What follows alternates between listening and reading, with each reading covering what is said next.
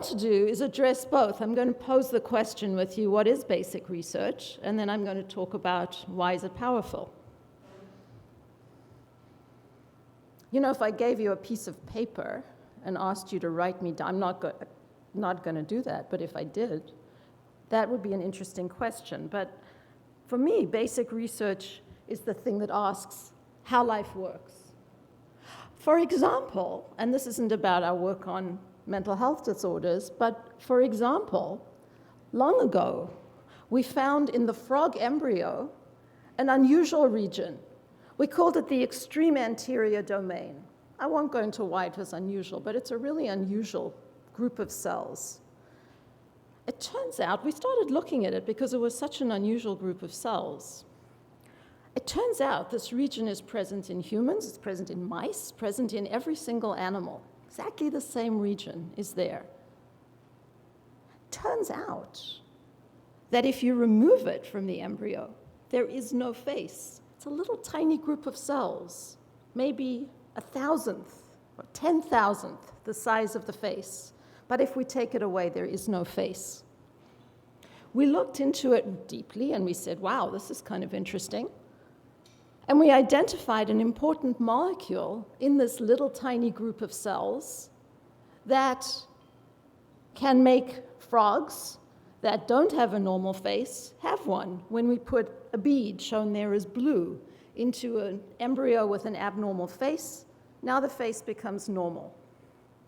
It turns out that this molecule is the target of your blood pressure medication.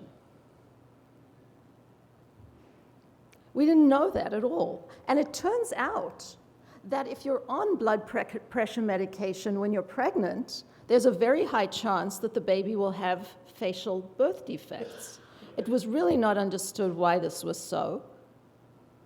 And it also turns out that in utero surgeries are now extraordinarily good and right there, getting better, and more things are possible as time goes by and surgeons fiddle around with increasing survival and increasing success. And we could, at some point, imagine that this little blue bead containing a protein that represents some of the function of this funny little region that is in every embryo could be implanted into a developing fetus that has an abnormal face and could make that fetus much better before it is born. That is basic research. It starts from saying, what is this region that is so curious in a frog embryo?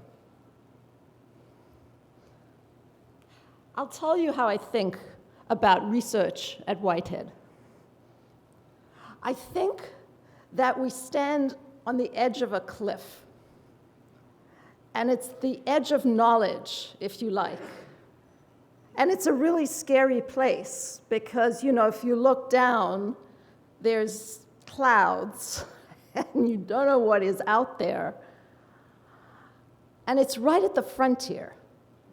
And there's this kind of barrier, I feel, at the frontier. And we push against this, and push, and poke through, and pull it back. And we get somewhere from the cliff. There's a path down, or there's a continent over there, or there's a castle somewhere else. But it's at this edge that we all work. And it's an extraordinary place to feel that you can stand and you can ask a question that takes you into knowledge that no one has ever gotten before. There are not many research institutes where every member of the community stands at this edge of knowledge. We push it so much. I'm constantly amazed by what the people in my group do and by what my colleagues at Whitehead do. You know, to do that, it takes vision. You've got to see that there's something beyond the edge of the cliff there, and it takes tremendous courage to be able to push and break through the barriers and see what's beyond there. And it takes enormous effort. We work so hard. We work, 24/7. I live in my office. My guys live in the lab doing their research. It's an enormous effort that we all put in. And it takes resources, it's expensive. There's no way we can be visionary and courageous and put in this effort and break the frontiers without the resources that come with. So what comes out of this? You know, I call it beyond the edge. David alluded to some of the therapeutics that have directly or indirectly come out of Whitehead, but that is a tip of something of what we've discovered.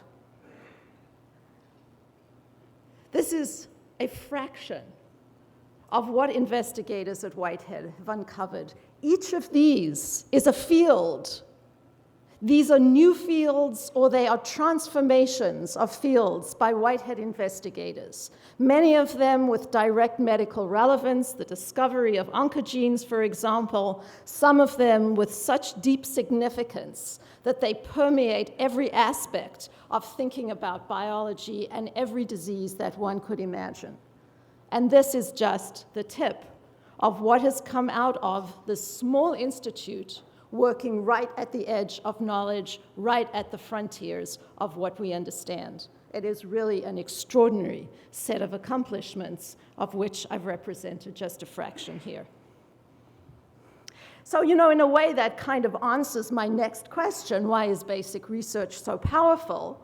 But I want to focus now on the cancer initiative and try to, you know, in a clear way, discuss with you why basic research is so important when we're trying to understand and cure such a devastating group of disorders. So let's talk for a moment about brain cancer, which is one of the scariest diagnoses one can get. It is a prevalent set of cancers, and the prognosis is poor. But hold on. How are we actually able to have a conversation about brain cancer? You know, let's break it apart. You know, let's talk about brain. How are we able to have a conversation about brain? And then how are we able to have a conversation about cancer? How do we even know what these words mean?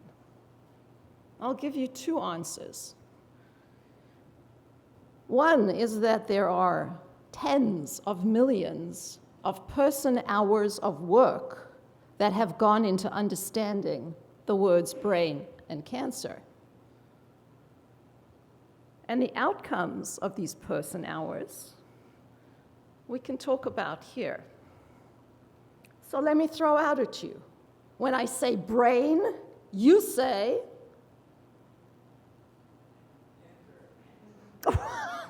well, you might, but that's a setup, you know. When I say brain, and when I'm teaching my undergraduates back at MIT, they say control center, okay? It's a good place to start, you know, keeps everything running. When I say cancer, what do you say? I say tumor too. Okay, so now we're getting somewhere. Control center and tumor. What is this tumor? What is this control center? See, the brain is this communications network. And to make the network work, you need certain cells, and we call them neurons, that have got long processes and make kind of wires that send all the signals around. Okay, so now we're getting somewhere. How about this tumor? Well, the neurons are the normal brain cells, and in the tumor, there are abnormal cells, right? Okay, so now we're getting somewhere. Well, a little somewhere, because to actually know that a cell is abnormal, you got to know what a normal cell is too. So let's add those to our list. And now, I'm not sure that we're much further, because now we have to actually ask, what is the cell? Okay, so what do these cells do? There's some kind of unit. You probably learned somewhere the cell is the unit of life. Terrible definition, but it's probably true. What do these cells do? Okay, you know, they divide and they die. They move around, they stick to one another, they interact with one another. That's great. But to do that, you know, there has to be an entity, and the entity is something that is bound with membranes, and it's filled with tiny subfactories called organelles. And there's lots of things in the cell, like proteins, and carbohydrates and lipids, and RNA and DNA. DNA. Now, wow, in these cancer cells that we're still trying to think about, what is this DNA? So this DNA is in something to do with genes, and these abnormal genes that we've heard about in cancer cells, but we wouldn't know what an oncogene was unless we knew what a gene was. What's this gene? Well, it's the DNA that functions, and it functions by inheritance, by passing on information from one cell to the next, so the tumor gets perpetuated. And we had to understand that concept before we could even think of how a tumor perpetuates itself. And we have to think how the genes function through processes of replication. You make more of these genes, you transcribe them, you translate them, concepts that you may have sort of heard of, but, you know, where did they come from? What do they mean? And then, you know, we have to think back, because it's getting really complicated. We have to think back about these cells, and not all cells are tumor cells or neurons. There may be 500 different cells in our bodies, maybe more than that, and including some of these stem cells that you've heard about. And the cells associate with one another. They join together to make organs and systems like the nervous system. This is a lot of words here. And each of the words is millions of hours of research time over decades and decades and decades. And this group of words forms enormous superfields like cell biology and biochemistry and molecular biology, developmental biology, neurobiology. That's what goes into understanding brain cancer. That's what goes into even being able to have the conversation about brain cancer. And when we don't have that conversation, when we don't have this huge background to allow us to have the conversation, it doesn't exist.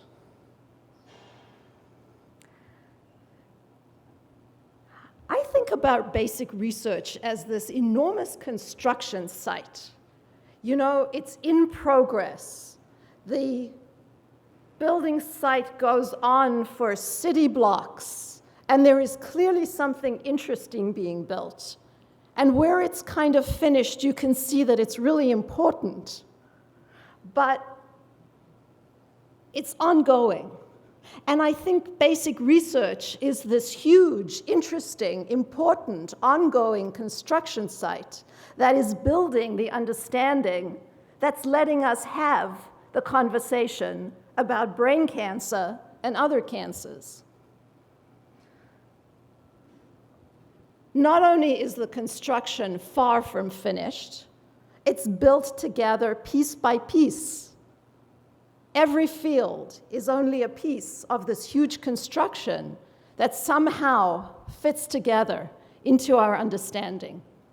And of course, when the pieces are not there, you know, forgive me, but the construction falls and the knowledge fails. And we couldn't even begin a conversation about brain cancer, let alone move towards a set of cures. So I'll do it again. For me, you know, basic research is the construction that builds the structure of understanding. And without the basics, there are no cures for cancer.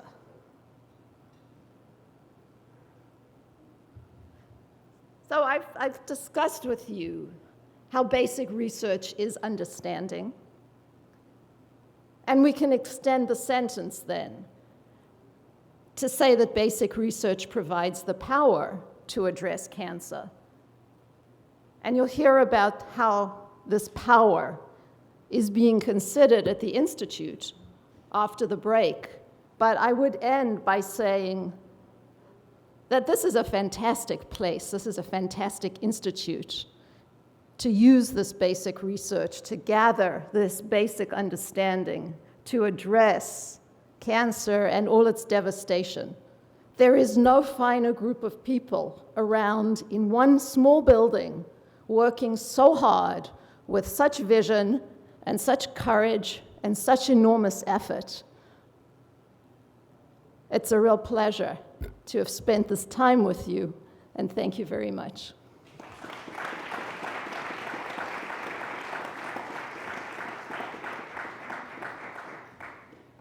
I would be happy to take questions.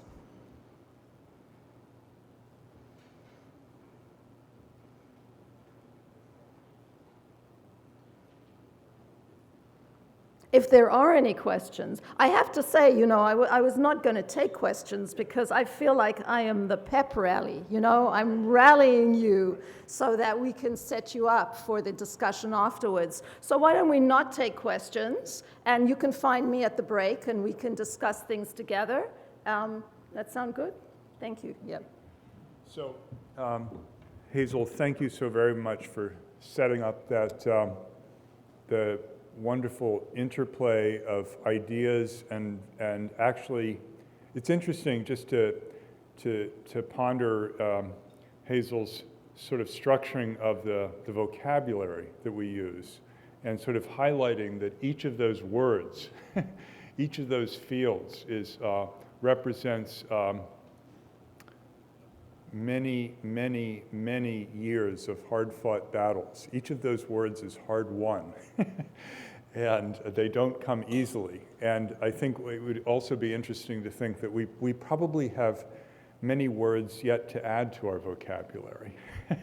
And perhaps that's a way of thinking about, sort of extending your analogy and the interplay of the words, that the slide with all those words is actually itself as incomplete as that that girdered building that you presented. So with those thoughts, let's take a 15-minute break, and we'll resume back here with our next speakers. 15 minutes.